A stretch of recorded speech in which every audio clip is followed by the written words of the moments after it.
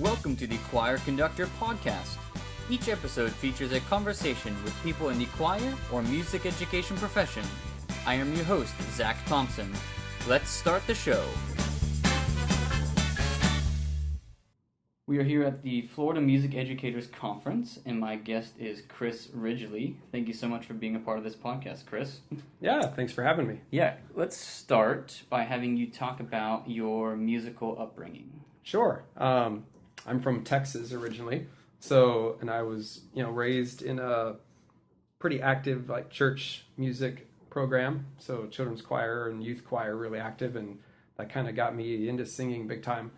And then sang in my high school choir, and my church music director was the one that inspired me to take a path in music. And drove me to my audition and basically said, "You're going to do this. You can do this." And I was like, "All right." And yeah, here I am today. It all worked out. Oh, good. So did you go to university in Texas? Yeah, I did. I went to a small liberal arts college named McMurray University. Okay. No one's ever heard of it. Yeah. It's in Abilene, Texas. And then from there, I moved to South Carolina and did my master's degree at University of South Carolina. Oh, cool. And so... And what made you want to go from Texas to South Carolina? Well, funny story on that one. I was supposed to go to University of Oklahoma, and I had everything set up there, and then the director of choral activities announced his retirement, and that they weren't going to hire anybody else for an interim for a year. So I went to plan X, Y, and Z, and my undergrad professor had gotten his doctorate at University of South Carolina. So he said, "Well, I think you get a good education there. What do you think?" I'm like, "All right." So I called the guy at the University of South Carolina, Dr. Larry Wyatt, and that was in April. And he said, "Yeah, I still have an opening if you want to come audition." So I got on a plane and auditioned and moved there in July. Wow. So it was pretty quick.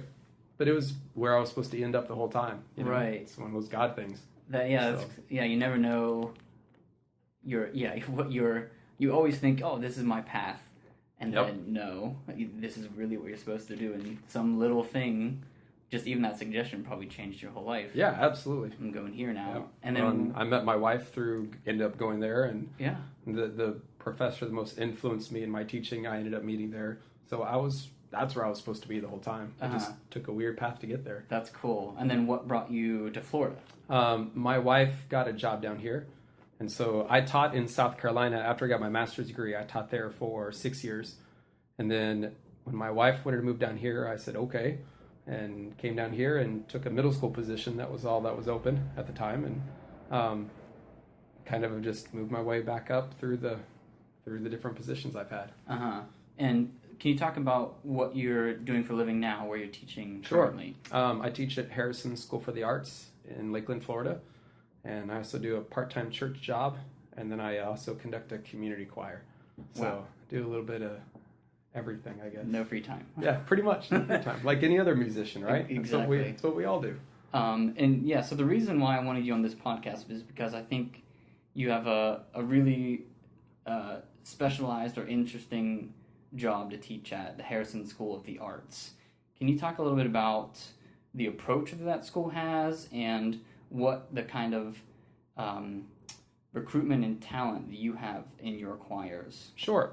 I think our art schools sometimes get a bad label. It's because I think sometimes people think that we pluck from other places and take from other programs, and that we oftentimes we only get the cream of the crop. Mm-hmm. And I'm always one very quick to say that's not accurate, especially for Harrison. I can't speak for other art schools, but with Harrison, our county actually caps the total enrollment of the school at 600 students. So you divide those 600 students by all of the 12 departments we have at Harrison. Every department is actually capped sometimes as low as 25 to 30 students. In the choral program, I'm capped at 70 kids. That's all I can have. So my my entire program from freshman through senior is 70 students. Wow. And when I started there 6 years ago, my cap was 55 students. So in the 6 years I've been there, my cap has increased because our enrollment went up. And so, but my past 3 years I've been firmly at 70. And that's, you basically, just like any other program, you use what you have, mm-hmm. and you use it to your fullest ability. And so that's always one of the things that I'm quick to tell people when they well, you can just have any kid. No, I can't. I mean, I basically can replace what I graduate every year. And like last year I had 15 students graduate, so I could only accept 15 students. I had 80 students audition for the choral program, and I could only take 15. Oh my goodness. And of those 15, you got to think I have to take a mixture of guys and girls. So I typically try to take 5 guys, and then I typically try to take 8 to 10 girls, depending on the year. Wow. So my goal is to have a consistent number of 20 guys in my program, 5 in each grade level. And then that leaves me with 50 girls. 50 girls, 9th through 12th grade, and then 20 guys, 9th through 12th grade. Wow. And that's how we operate. Yeah, I think I have. Yeah, I have 68 in my freshman women class. Yep. When I taught at a traditional high school, also in Polk County, I had about 250 kids in that choir, and I had 80 in my beginning women's choir. In South Carolina, all my groups were 250, 300 students.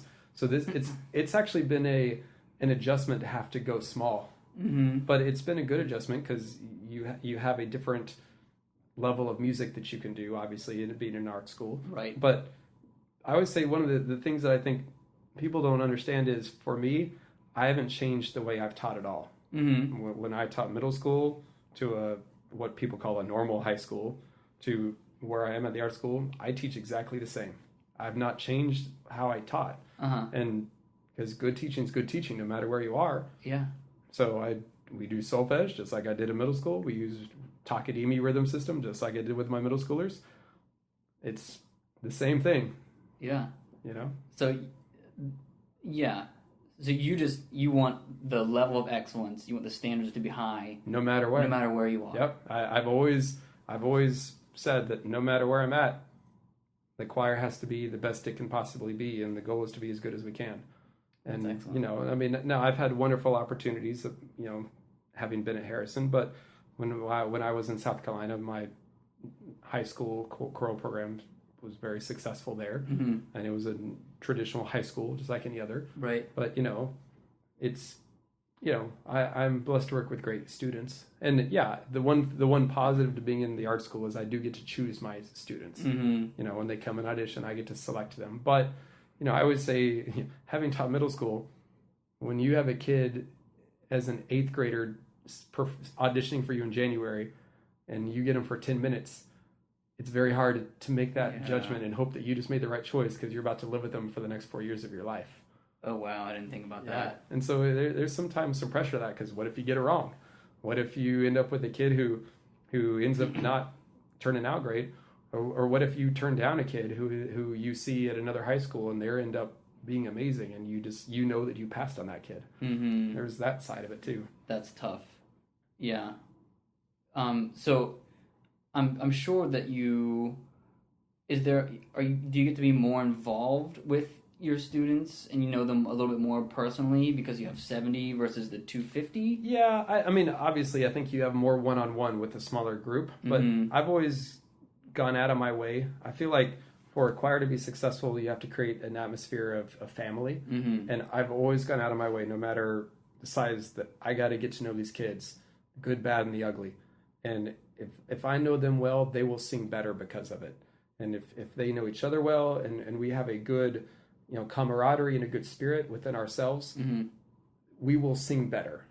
And so that's always been a real big thing for me. Definitely. Is creating that kind of environment and positivity and an environment in which you can't fail in, we all succeed in. That's what it's about. Right. And so, yeah, I mean, it's a little simpler, but it's been my goal no matter what. Yeah. Are there specific things that you do in order to get that kind of group atmosphere? Are there like specific go on retreats, or what do you do? We do some retreats.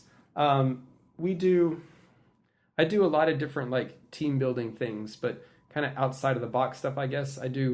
We do what's called Shower of Praise, where I select 6 random kids a week, and I pass around their names to all the members of the choir without kind of in a secret way, like I pass notes. And throughout the week, they're all supposed to shower those 6 people with any type of praise or encouragement anytime they're in the hallway or in a class or whatever. And at the end of the week, I ask whoever thinks they were the shower of the praise for the week to stand up. And the goal is that it works out. The goal is that always those 6 people are supposed to stand up, hopefully. And then, but even other people who just were getting encouraged but didn't know it sometimes stand up. And that, it just builds this great sense of spirit within the choir. That's really cool. And I do like a compliment box where, kids will write little notes to each other and put them in the box. Mm-hmm. And then I also have a buddy system where the kid, and I don't assign it, the kids choose someone not from their grade level that they want to be their buddy. And every Wednesday, we call it Wacky Wednesday. Every Wednesday they have to do something fun together. They either have to dress like wear crazy socks or wear their hair in a ponytail. One day, the 2 of the buddies spoke in a British accent all day. It just depends. They have complete decision of what they do, but it just has to be wacky. And at the end of the choir, every Wednesday, I take last 5 or 10 minutes and just go around and have everyone stand up. Okay, tell us what you're doing for a Wacky Wednesday today. And it's just it's just fun. Yeah. Those are some of the things I do. I try to do as much as I can. We do retreats. Try to do like one. I wouldn't call them retreats, but we do try to do one social thing a month. Oh wow. We've done roller skating. We've done bonfires. I took all of my guys who went and played paintball together one time. Cool. So I mean, we just try to build a good spirit of family, like I already said. I'm definitely stealing some of those. Those are cool. Yeah. I never thought about that. Can you just kind of give us what your daily schedule looks like, or even your weekly schedule? One of the things about the art school, at least at Harrison, is most of what we do is outside of school. My teaching schedule, I have 2 music theory classes. One of them is an AP section. I teach 2 vocal technique classes. To my freshmen and to my juniors, which is separate. It's basically, I use it as an ear training sight reading class. Okay. That's basically what I do. And then I have 2 choirs within my day. I have all my men together in one class, and I have all my women together in the other class. And I see them, we're on a 60 or 50 minute day, 7 period day. So I get 50 minutes with them every day. But my chamber choir group only rehearses after school once a week for 2 hours. And then I have a audition group of 16 girls that does all my community performing. Mm-hmm. They rehearse 1 hour a week after school on Wednesdays. And then, all of my students take private lessons, and I teach about 30 out of the 70, and I do that all after school as well. So I get to school about 6 a.m. every day, and I leave about 5 every day. Wow. So it's pretty intense. Yeah, I didn't realize you had that kind of schedule. Yeah. So 50 minutes, that goes by fast. Oh, absolutely. Yeah. We have block scheduling. Yeah. So I have an hour and a half. Yeah. I couldn't imagine going back to 50 minutes. Yeah, it's crazy. Well, and like my chamber group, that performed at Southern Division ACDA last year. Yeah. That was a group that we learned that whole entire program off of 1 2-hour rehearsal a week. And we did that. I started the music a little bit before Christmas, but we basically learned most of that program in 10 rehearsals. Wow. So I guess you can switch gears a little bit then, because it's more like they're going to experience after they graduate from high school, if they go to either community or a bigger. Yeah. It's a 2-hour block. Yeah, it's a 2-hour block, but it's one rehearsal, 2 hours. It's intense. Right. And do you structure the pace of the rehearsal differently? Yeah. I try to do, I guess what would be considered typical rehearsal psychology. You start with a few of the harder things when they're fresh and really tackle things that need to be learned or you want to really get into. Mm-hmm. And then you go to things that they know a little bit better, and so that they're not having to work as hard through the end of the rehearsal when they're tired. Sure. The harder things beginning while they're fresh, and then work through. And then pacing is huge. But I always think pacing is huge regardless. Mm-hmm. Even with 50 minutes, it's do more and do it better in a less amount of time. Right. It's, what I always say, if I have 50 minutes, how many songs can I pack into 10-minute chunks? And what can I do in those 10 minutes to make that song better? Uh-huh. And so like every day at the end of class, I'll just say, okay, in this piece today, tell me something you improved on. And hopefully they can answer, and if they haven't answered, then I probably failed. because I just wasted that 10 minutes that I should have done something with. Uh-huh. That's kind of how I always look at it. They need to be able to recall to me what we just fixed in 10 minutes in the song. And if you can't do it, then we have a problem. Yeah, I'm going to start using that's such a simple thing. Just ask them the question, what did you just learn? Mm-hmm. And that alone just gets them to analyze the rehearsal process. Yep, even more. absolutely. Well, and they remember and retain what they did better because now they've just verbalized it. Yeah. And everyone else in the room also heard it. So if the person next to them didn't think they didn't learn anything, they probably just heard, oh yeah, I did learn that. I just didn't think about it. Yeah, cause so often I hear parents, whenever the student comes home, what did you do today? Nothing. Yep. And then that would solve it. Oh, we did this in choir and this exactly. and this and this. Yep. That's, well, and I would say from the teacher evaluation perspective that we have to put up with, I mean, one of the things that they want to see is that the students are responding to what you're asking and that you're questioning them. Well, anytime an administrator walks in the classroom and you can ask a student, what did we just do? Give me a specific thing we just did in that song. You just checked every box needed to be highly effective in the areas of student higher order thinking. Sure. You know? That's great. So it kills a lot of birds. Yeah, that's great. Earlier you mentioned solfege and takadimi. Mm-hmm. I talked to you briefly before whenever I first met you, and you mentioned that you use those very heavily. Can you talk about how you use those in the rehearsal process? Sure. Everything we learn is first on solfege and takadimi. I don't approach text in music until everything can be performed perfectly on solfege and a neutral syllable. And if they can't do that, then we're not ready for text. And when I mean perfectly, I mean not only pitch and rhythm. I want to hear all the musical elements. I want to hear all the phrasing. I want to hear all the dynamics. I want to hear the long notes crescendo with solfege. I want to hear the accents. I want to hear the tenutos. And then and only then will I go to text. Mm-hmm. And that's how I've always worked. And one of the things that I think people always say about my choir when they hear the choir is that the intonation is perfect and that the tone is beautiful. Mm-hmm. And that's all due to the heavy use of solfege. And the kids are ingrained. Part of what I do in their technique classes, but I did this before at other schools, is I have a set prescription of what I call vocal pitch exercises that every kid has to learn as a freshman and every kid gets tested on as a freshman. Mm-hmm. And it's basically every possible pitch pattern that you will ever find in a piece of music. So like the students have to learn to sing their major and all three of their minor scales. They have to learn to sing their thirds. And do, mi, re, fa, mi, so, mm-hmm. so on and so forth. Then they have to be able to sing their fourths. Then they have to be able to sing their fifths. And then they have to be able to sing all the major intervals. Then they have to be able to sing all the minor intervals. Then they have to be able to sing all the chromatic intervals. Then they have to be able to sing their chromatic scale. Then they have to be able to sing their whole tone scale. Then they have to do all the modes.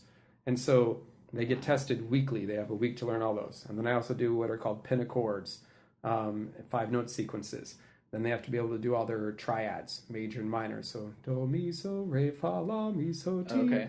And so when you think about it, if they can master all of that and they have all of the sounds in their ear that are already prepared, all of a sudden on their page, when they sing do, fa, la, they immediately know, well, that's a 4 chord in first inversion because we already know what fa, la, do sounds like. Uh-huh. Or I guess second inversion, excuse me.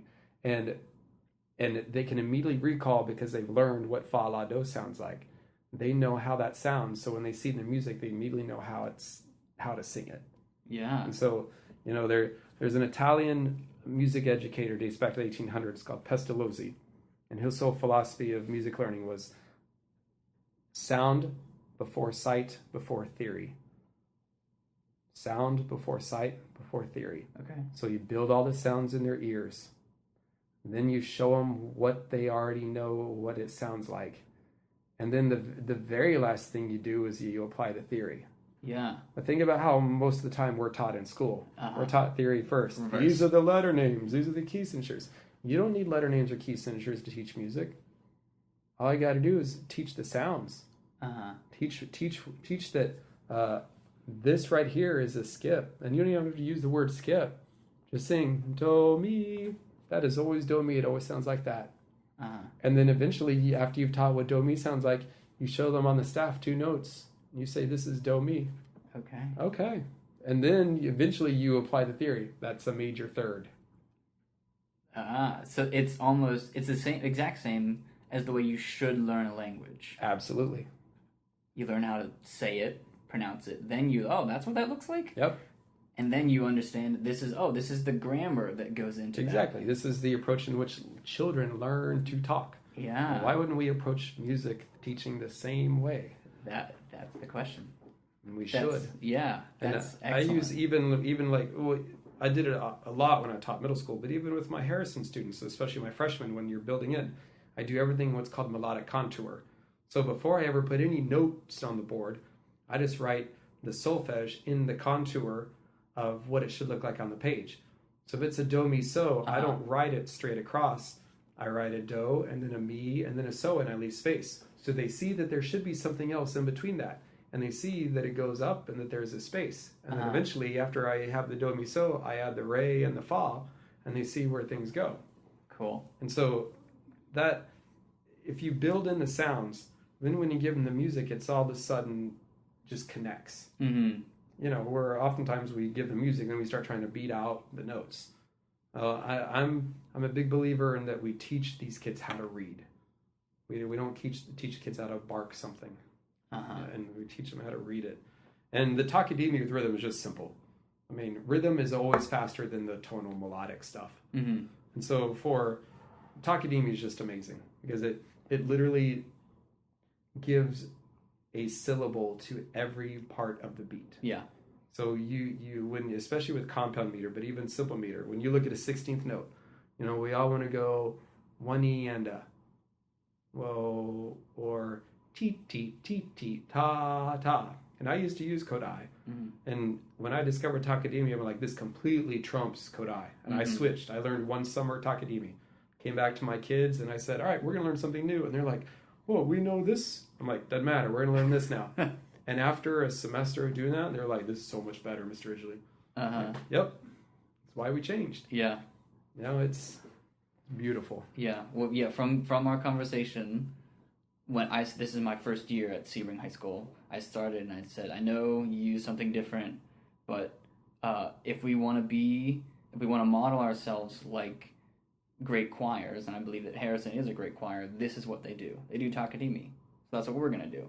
And so I've completely changed what they did, but they're running with it, and now they really enjoy it. And I can hear and see the difference in the way that they're able to sight read, and they understand how the beat structure works. Yep. Because I like that it's always this if it's on the beat. Exactly. Or it's this if it's on the beat. Right. Yep. It's so simple. Yeah, and I also stole how you do the patching. Yes. Yeah.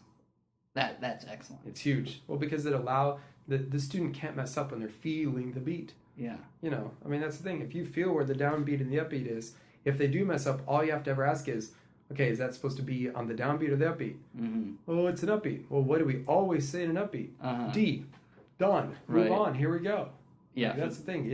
If they can feel it and then they can see it, we always know what's going on. Mm-hmm. So what we're doing is for... so that you move your hand down onto your knee or your lap, and then it goes up. So that would be a one and or ta d. Yep. And they do that for what you do that like all the time. All the time. Yeah. Through it. Now, as we get closer to a concert, my one issue with patching is I feel like sometimes it robs the student from feeling a phrase because they're only feeling the beat. So once that I transition to text, I take the patching away because I want them to start really feeling the phrase going this way versus just feeling about the notes. Sure. But if they're not if they're not feeling tempo, then I'll say, all right, patch for a little bit. And usually it'll just lock it right back in. Once they got it, then all right, stop the patch again. Mm-hmm. And so that way there's, they got to be able to do it without it. But it helps, obviously, in the process of learning. Mm-hmm. And I'm sure that them subconsciously looking at the text for all those rehearsals but never using it, when you finally do put it in, I'm sure it's quickly already ingrained. Yeah, well, and I always, because they've had me for so long now, they know my expectation of music. And so they know, okay, if I see an N, I'm going to put a shadow vowel on it. If I see a D, I better have a D. If I see an N, if I see, they know, they've been trained well enough now that when we do move to the text, they're going to see certain things and they should know to do them. And if they don't, they know I'm going to stop and I'm going to complain. So as we always say, just do it so I don't have to stop and tell you to do something you already know you should do. Yeah. And they always know if I stop, they know they're about to hear something that they should have already known they should have done. Yeah. And that's how we work, is exactly do it so I don't need to tell you something you already know. Yeah. Yeah, sometimes I'll just stop them and say, fix it. Yep. I won't even tell them what, Exactly. and they will sing better. I'm like, just do it the first time. Exactly. Wouldn't life be so much better if they would do that? Yeah. Can you talk about a favorite musical experience, either you being the conductor or you in the audience?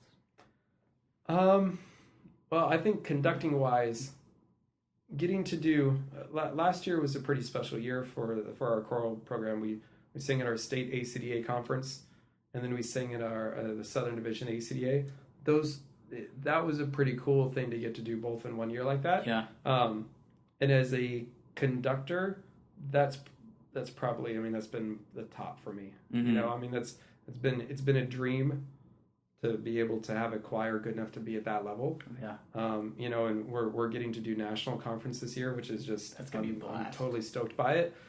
Nervous at the same time because that's intimidating, but again, it's been a dream and a passion that one day I told the kids, my very first national ACDA conference was in San Antonio, 2000, 2001, somewhere like that.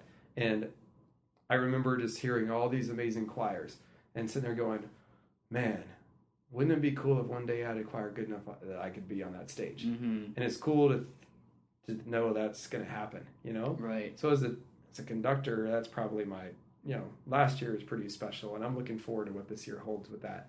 Yeah. Singing wise, I don't know. I've had the opportunity to sing with some great choirs, but I like singing. I love conducting and teaching. I'm not an amazing vocalist. I'm adequate. Right. So I don't have any. I love listening to choral music. I love hearing great groups. What about as an audience member? Well, I'll tell you, I've heard some outstanding performances throughout. Two of them that sticks out, and this one's a little bit biased, but my wife's middle school choir sang at Southern Division in Jacksonville 4 years ago now, 5 years ago now, and that was pretty special as an audience member to get to see my wife do that. That's cool. And her kids were awesome. That was pretty cool. But I got to hear in the state of Florida, Freedom High School in Orange County. This was 7 years ago, and Tesfa was conducting when he was still teaching here in Florida, and his choir just sang. It was awesome. And I heard them, and this is before I was at Harrison. I was at another school, and I heard them, and I'm like, yeah, this doesn't get much better than this. This is it. This is completely awesome. That's Nice. probably one of my better audience experiences. Yeah, I think he has a choir podcast now. He probably does. He's crazy good, and he's all over the place. Yeah. So Well, that's interesting that you said a middle school and a high school. I was expecting some kind of professional ensemble, but that's great that it's at the core of the education, and this is it. Yeah, they can achieve greatness. Professional choirs are great, but there's something to be said for even a university choir, but a high school or middle school choir that just sings their snot out of their music. There's something to be said for that, because you think about everything that they've had to overcome to do that. They've had a testing schedule, and they've had this kid with the flu for a month, and this kid suspended, and these parents didn't take their kid to school for 2 weeks. And then through all that preparation, these kids can get up and give such beautiful performances. Where a professional choir, they're paid, they're all highly educated and trained. I don't know. There's something to be, I think in some ways, there's something to be said so much more for a choir, a student choir, singing at a high level. Yeah. Versus, maybe we're wrong for expecting a professional choir just to sound like a professional choir, but I think it's better when it comes from a high school or middle school or even a college. Mm-hmm. I just do. Yeah, that's great. Yeah, I went to National ACDA in Dallas. Mm-hmm. It was a few years ago. Yeah. That was the first time I ever went, and I mean, it totally changed my view on what was achievable and what a great music conference can be. Oh yeah. I mean, you like night after night, every single session and every single concert, like it can't get any better, and it does. Yeah, it's crazy. And I love ACDAs because you go and get your heart filled again. Mm-hmm. You know, and then you feel inspired to go back in the classroom and try for better, because if they can do it, why can't your group do it? Right. That's how I always feel. I mean, if this choir from this town can do that, my choir should be able to do that too. Uh-huh.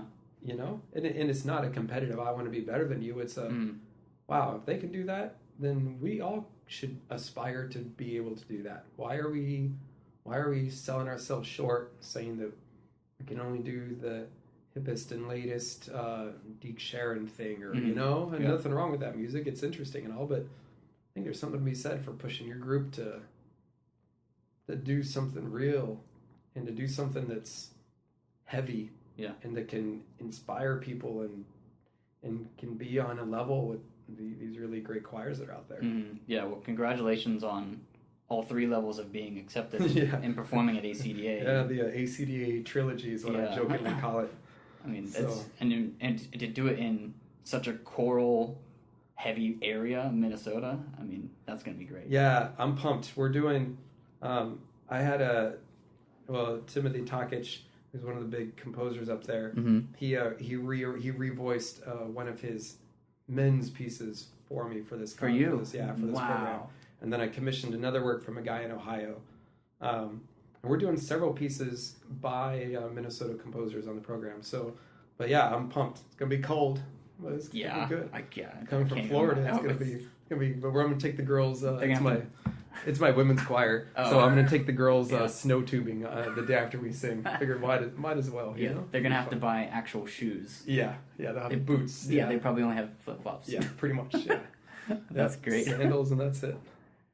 What advice would you give your 25-year-old self?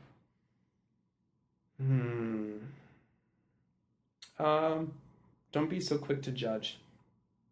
I think when I was starting out, I was a lot more judgmental and not probably very nice sometimes, just because, you know, you would hear a group and you'd be like, oh, that wasn't good, or, you know, and over time I really realized that we're all in this together, and we as colleagues got to support each other and lift each other up, and a lot of the time we got to stop and appreciate what people are bringing to the table, because everybody's doing something good, and everybody can learn something from everybody. And I think when I was younger, I think a lot, I see this in a lot of younger teachers, and I sometimes want to stop and correct them, and I think, no, you're the same way. This is just being young, sometimes we as young teachers are don't want to ask for help, or we think we already know everything because we just came out of college and we had this amazing teacher, and maybe we don't really need to ask for help. And I think probably you should ask for help. Yeah. And especially when it comes to literature, I would say that the biggest mistake young teachers make, and I made this mistake, I tell my choirs all the time, is that if I ever want an ego check, I put in my festival recordings from my first year of teaching high school, where I way over-programmed.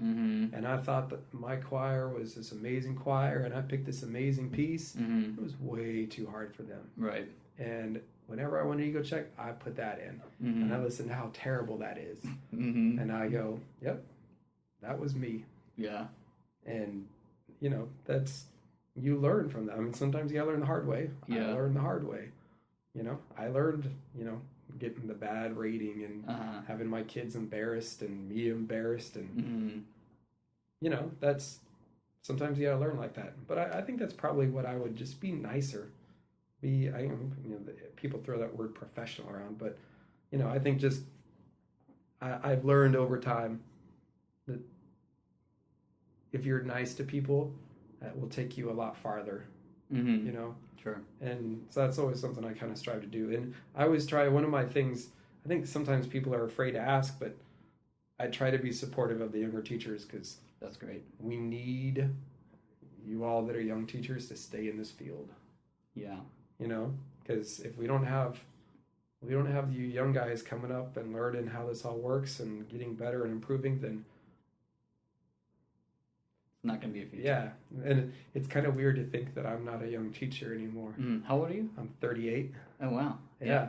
But I mean, I've been doing this is my 14th year. But it's weird. Like, people don't look at me anymore and think of me as a young teacher. Right. Which I think is kind of odd because I still think I'm a young teacher. I don't think I'm an old teacher. Right. But it's, because people look to me and they're like, "Oh, you've done this for a long time," and I'm like, "I guess so." Yeah. Man, it's rough getting old. Yeah.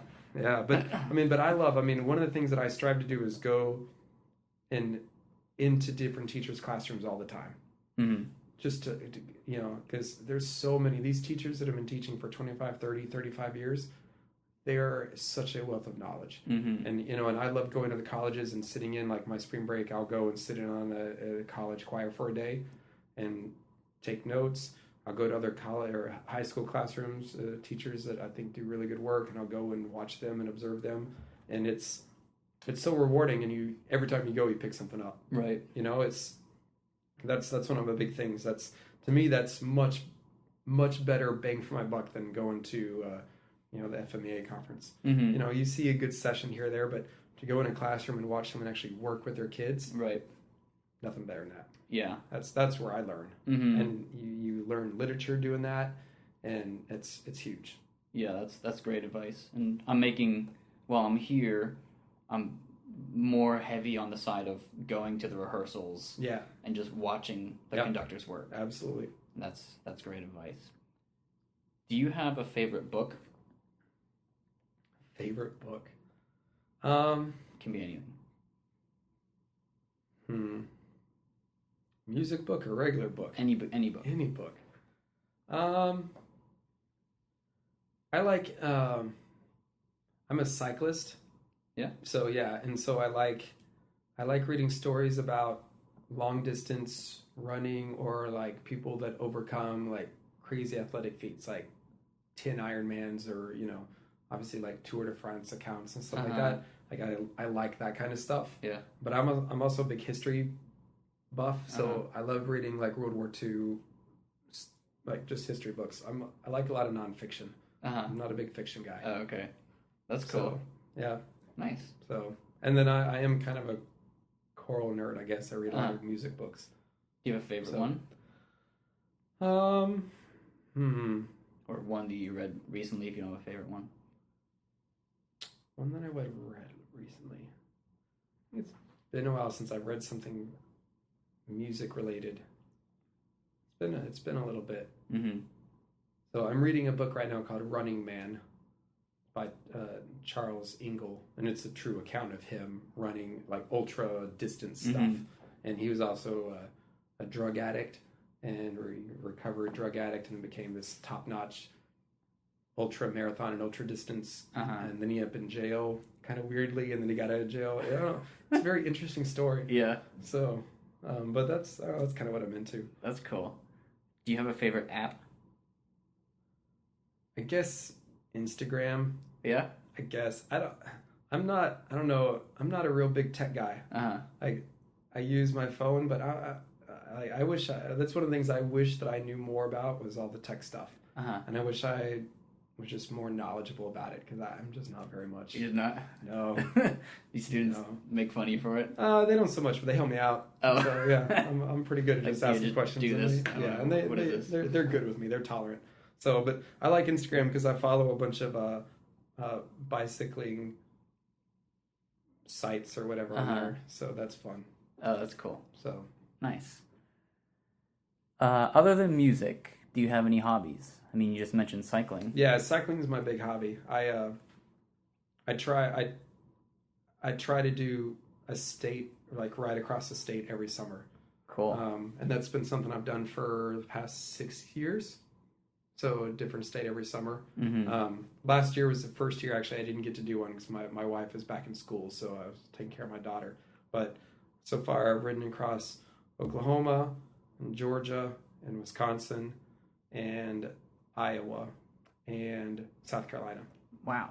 And I hope to continue doing that. And I'd eventually like to do, there's an actual mapped out course going across the United States, starting in Portland and ending in Virginia. For bikes? Yeah, for bikes, Whoa. unsupported.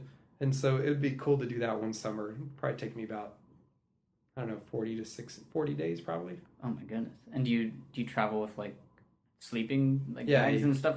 Yeah, I don't so much carry a sleeping bag. That's extra weight. But I carry a tarp and you know. It's like hardcore. Yeah, it's good. It's good stuff. I really enjoy it. And it's, like to do a state ride's not bad. To cross the state, it takes usually 5 to 7 days, depending on the size of the state. And you're averaging, I don't know, 80 to 100 miles a day. It's not too big. It's good stuff. It's crazy. It's awesome. So, and it's great focus. That's where I say for choral music, it's great because during that time on my bike, you're on your bike for 6 to 8 hours a day. Mm-hmm. For me, it's recharging time. Mm-hmm. It's reevaluation time. It's rethinking about things. It's, throw your earbuds on and listen to a Palestrina mass or listen to Beatles. And, it's just beautiful. You can just get back in touch with just the earth and music and everything. It's good stuff. Yeah, that's great. So kind of to wrap things up, can you talk about your programming for the upcoming season for some of your choirs? If you're allowed to. Oh, yeah. I don't know if there's stipulations with ACD. No. I've turned all that stuff in already, so okay. It's all good. I try, obviously, like, art school-wise, I can do some pretty heavy stuff. I always try to do something eclectic every year. Or, like, 2 years ago, I did this work called the Holocaust Cantata. Mm-hmm. It was really cool. The year before that, I did a Bluegrass Mass by Carol Barnett. Cool. I actually brought in a bluegrass band from Minnesota that premiered the work. That was pretty sweet. Nice. So I try to, that's in the spring, I always try to do like a major thing like that. But I try to do a more contemporary major work. And so I'm possibly looking at doing the Sunrise Mass this year by Yalo. Yeah. I've also thought about doing Requiem for the Living by Dan Forrest. Kind of going back and forth which one I want to do. Mm-hmm. But this year for ACDA program, opening up with a piece called Spark to Music by Eric Barnum. Yeah. It's an awesome piece. And then moving into a Renaissance motet called Il mio più vago. It's by Chesty. It was written for the Ospedali, which is the orphanages in Italy.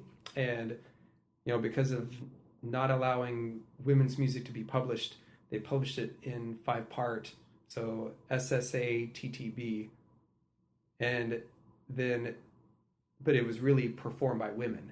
But they had to publish it back then as men's music or mixed music. Okay. So I had the wonderful Dr. Sandra Peter, who's at Stetson. Mm-hmm. She's like a guru at the Ospedali music. So she took the 5-part mixed and revoiced it the way it was supposed to be done by the actual women during the time period. So we're performing that, and it's her edition, which is cool. And then we're going to do a Baroque piece called a Benine Fac Domine. Really cool piece. It's by Hesse from one of his Miserere. So we're going to do some cool period music. And then from there, we're doing this fun Indonesian piece called Sikala Le Pong Pong. It's pretty cool. It's Earth Songs publication. Yeah. It's fun. And then from there, we're going to do this brand new piece by Daniel Hall, who he's writing the piece for us. And Daniel is published by Walton Music and teaches at University of Ohio, but it's called Hope is a Thing with Feathers, Emily Dickinson poetry. Mm-hmm. But he's also quoting or singing some of the Latin verses from the book of Matthew that deal with hope and you are more than the sparrow, and kind of linking his eye is on the sparrow, and going into to then hope is like a thing with feathers. I just got to work this week. Oh wow. And I'm so pumped to start working with my girls. Great. And then we're going to close the program with the Timothy Takich arrangement of the Dave Matthews song Gravedigger. And he wrote that for Cantus, the all men's professional choir up in Minnesota. Yeah. He wrote that years ago for them when he was singing with Contus, and I emailed him and just said, hey, I love the men's arrangement. What do you think about this for women? And he was like, yeah, I think it'd definitely work. I'd love to do it. So we're going to close with Gravedigger. Cool. So it should be a pretty cool program. Yeah. The girls like it. I like it. So hopefully it'll all work out. Yeah. I mean, I wish I could go. That sounds really cool. Yeah, it should be good. We're doing a concert in February in Lakeland as like our trial run. Okay. So you should come check out that. Yeah. It's the end of February. It's like 2 weeks before we go up to Minnesota. Okay. Would that be on like Harrison's website? Yeah, I can give you the date. Yeah. Yeah, that'd be great. Yeah. Awesome. Well, thank you so much for doing this. Yeah, this was fun. I didn't know what to expect. This is cool. Yeah. Can you just leave listeners kind of with a parting words of encouragement for choir teachers? Just keep doing it. I mean, we all know this is crazy hard. I don't think there's any job harder than being a teacher, and I think a teacher in the arts is even harder. We work longer hours for very little appreciation of what we do. Mm-hmm. So keep finding the enjoyment in it, and keep every day trying to do something new and trying to challenge your students and try to challenge yourself, and you'll see the payout. Yeah, that's great advice. Well, thank you so much. Yeah, absolutely. Thank you for listening to the Choir Conductor podcast. Please subscribe to our podcast on iTunes and leave a review. Go to zachthompsonmusic.weebly.com for show notes, an archive of podcast episodes, and free compositions. Have a great week.